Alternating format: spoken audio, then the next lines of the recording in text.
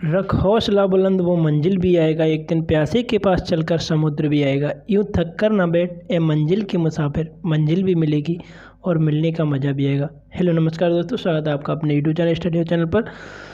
तो देखिए, आज ये पहला दिन है जो दोनों लोग हम वीडियोज में कैमरे के सामने आए हैं। पहले जब आप वीडियो देखते होंगे तो या तो सर बनाते होंगे या मैं बनाता हूँगा। तो आज पहला दिन है जो हम वीडियो में कैमरे के सामने आए हैं। तो देखिए, वो इसका कारण क्या है, उसका कारण भी हम आगे बताने वाले हैं। क्यों कुछ भाइयों के कमेंट आ रहे थे कि सर, जो दूसरे सर हैं ये केमिस्ट्री पढ़ा रहे हैं, साइंस पढ़ा रहे हैं, वो कौन है। तो मैं आज उनका भी परिचय आपको कराऊंगा। ये देवेंद्र सर जी हैं जो केमिस्ट्री या साइंस में जो भी सब्जेक्ट है, बायोलॉजी, फिजिक्स या केमिस्ट्री, तीनों सब्जेक्ट लिए वो अच्छी तरह से पढ़ाते हैं। और पढ़ाने का इनका अंदाज़ तो तुम देख ही चुके होगे इनकी पिछली वीडियोज़ में। अगर नहीं देखा है तो जाके यूट्यूब पर सर्च कर सकते हैं, इनकी जो पिछली वीडियोज हम पहले अपलोड कर चुके हैं।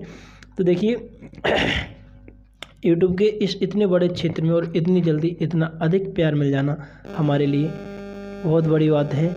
लेकिन पहले जब हमने जैसे यूट्यूब पर पढ़ाना शुरू किया था तो हम क्या करते थे, जो भी वीडियोज अपलोड करते थे तो उनके जो व्यूज होते थे और नज़र हमारी व्यूज़ों पर रहती थी कि 1 घंटे बाद 1 व्यूज बढ़ गया, 2 घंटे बाद फिर 1 व्यूज बढ़ गया, फिर अगले दिन को किसी वीडियो पर 20 व्यूज हो गए तो बड़े खुश होते थे हम।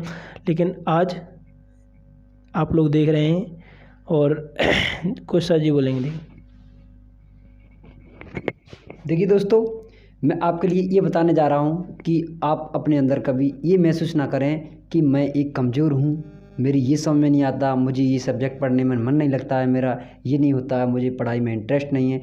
देखिए, सबसे अधिक आपको क्या करना चाहिए, आपके लिए अगर लगता है कि साइंस में मुझे इंटरेस्ट नहीं आता, साइंस मुझे अच्छी नहीं लगती है, ये मेरी समझ में नहीं आती है, तो देखिए जिस सब्जेक्ट में आपको इंटरेस्ट नहीं आता है सबसे पहले आपको उसी पर ज़्यादा नज़र रखनी चाहिए। क्योंकि क्या होता है, हमारा जो दिमाग होता है ना, हमारा मन होता है, उन्हीं चीज़ों पर जाएगा जहाँ हमारा मन अच्छे से लगेगा। लेकिन जहाँ नहीं लगेगा वहाँ पर जाना है तो आप सोच लो कि ये हमारे लिए कोई भविष्य में मतलब हमारे लिए कुछ लाभ करने वाला है, इसलिए हमारे लिए इसमें इंटरेस्ट नहीं है। तो उस चीज़ के लिए सबसे पहले सर्च करना चाहिए आपके लिए। जिस चीज़ में इंटरेस्ट नहीं है उस सब्जेक्ट को सबसे पहले पढ़ना चाहिए।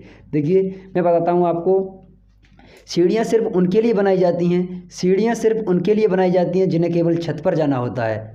अरे, जिनकी नज़र आसमान पर है उन्हें तो अपना रास्ता स्वयं बनाना पड़ता है। क्योंकि आप किसी के पैर के पीछे पैर मत रखिए, सिर्फ अगर आगे बढ़ना है तो सिर्फ आगे स्वयं देखिए कि हमारे लिए मंजिल कहाँ है हमारी और हमें कौन सी मंजिल प्राप्त करनी है। इसलिए किसी का सहारा मत लीजिए, स्वयं ही अकेले से ही लड़ना होता है ज़िंदगी में। और अगर अकेले एक प्रकार से आप अपने पर महसूस करके चलेंगे कि हाँ मुझे ये मतलब कोई भी चीज़ है, अपनी मंजिल मुझे स्वयं पार करनी है, तो आप कभी उससे हार नहीं मानेंगे। अगर हार भी मानेंगे तो कब मानेंगे, जब कि आप उस पर मेहनत नहीं करेंगे तब हार मान सकते हैं। अगर आपका अंदाज़ा सही है और आप सही मेहनत कर रहे हैं तो अपनी मंजिल को एक दिन अवश्य पार करेंगे।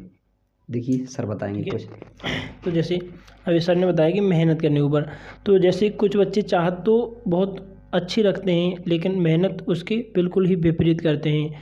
जैसे कि हाई स्कूल या जो हमारे स्टूडेंट हैं इंटर वाले, पढ़ते तो बहुत कम है लेकिन चाहत रखते हैं 95%, 85%। अगर 85 या 90% की तुम चाहत रखते हो तो उसके लिए मेहनत भी तो तुम्हें ही करनी होगी। क्योंकि 95% या 90% के लिए कम से कम तुम्हें 12 से 14 घंटे पढ़ना पर डे ज़रूरी है।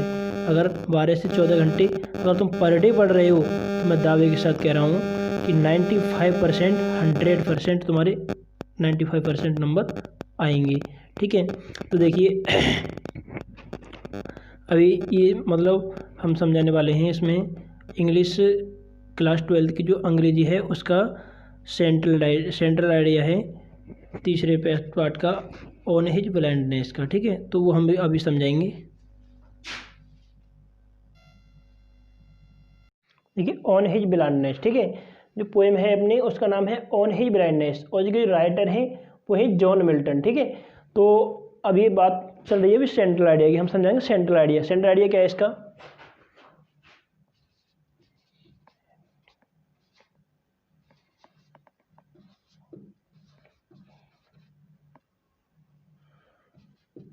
देखो, in this poem the poet tells about the greatness of God. In this poem, इस कविता में, द पोएट मानी कवि, टेल्स मानी बताता है, अबाउट माने बारे में, the greatness of God, greatness माने महानता, ऑफ गॉड माने भगवान की। इस कविता में कवि है जो हमारे लिए भगवान की महानता के बारे में बताता है। तो the poet became blind at the age of 44 years. The poet मानी कवि, बिकेम मानी हो गए थे, ब्लाइंड मानी अंधे, एट द एज मानी उम्र, ऑफ मानी की, 44 मानी 44, ईयर्स मानी वर्ष की। जो कवि थे जॉन मिल्टन, वो 44 साल की उम्र में ही अंधे हो गए थे आंखों से। He complain to God with his unjust. He मानी वह, कंप्लेन मानी शिकायत करते, टू गॉड मानी भगवान से, विद हिज अनजस्ट अपने साथ हुए अन्याय के लिए। But he soon realizes that, but मानी लेकिन, ही मानी वह, सून मानी जल्दी ही, रियलाइज मानी महसूस कर लेते हैं, दैट मानी की, God does not need man's work. God मानी भगवान को, डज नॉट मानी नहीं, नीड मानी आवश्यकता है, मैंस मानी आदमी के, वर्क मानी कार्य की। कभी अपने दिल में ये सोच रहे हैं कि मैं अपने इस जीवन में भगवान की कोई भी सेवा नहीं कर पाया, तो उन्हें भगवान से शिकायत है, तो वे भगवान से शिकायत कर रहे हैं अपने साथ हुए इस अन्याय की, क्योंकि भगवान ने 44 साल की उम्र में वो अंधे हो गए थे। इसलिए but he soon realizes that God does not, but soon he realizes, but मानी लेकिन, ही मानी वह, सून मानी जल्दी ही, रियलाइज मानी महसूस कर लेते, दैट मानी की, God does not need man's work, भगवान को किसी भी आदमी के किसी कार्य की कोई आवश्यकता नहीं है। He does not either need his own gifts. He does not मानी नहीं, आइदर नीड मानी आवश्यकता, हिज मानी उसको, ऑन मानी अपने, गिफ्ट्स मानी उपहारों की, जो भगवान के दिए हुए उपहार हैं, जैसे कि मनुष्य, उसको अपने दिए हुए उन उपहारों की कोई भी आवश्यकता नहीं है। He recognizes even those who are willing to work as his true servants.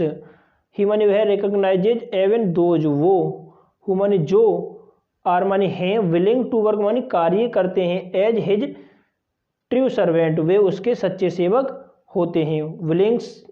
Willingness and the desire to serve God. Willingness मानी कार्य करने की, एंड और डिजायर मानी अभिलाषा रखते हैं या इच्छा रखते हैं, टू सर्व मानी सेवा, गॉड मानी भगवान की। यदि वे भगवान की सेवा करने की इच्छा रखते हैं, इज मोस्ट इम्पोर्टेंट थिंग्स, तो ये एक महत्वपूर्ण तत्व है।